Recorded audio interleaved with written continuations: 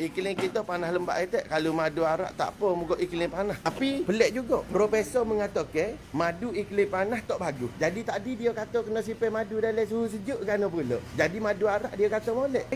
Negara Arab panas. Pernah cecah 38 darjah Celsius.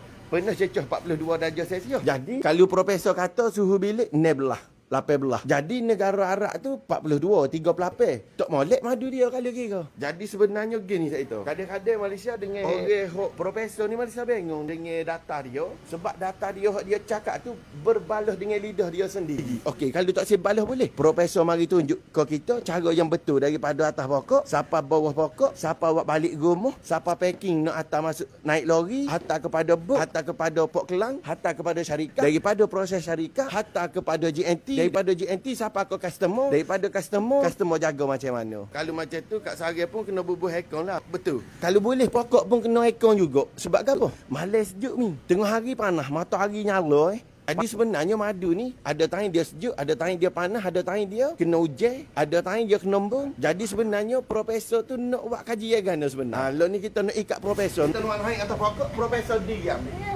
Dalam ramai-ramai negara Malaysia ni, siapa profesor segojate, hok memang nak memperjuangkan bagian ni. Kita nak profesor buat cara yang terbaik supaya bagian ni jadi berkualiti. Profesor ejah lagu mana pun. Yang penting kita nak ikat profesor, buat naik atas pokok.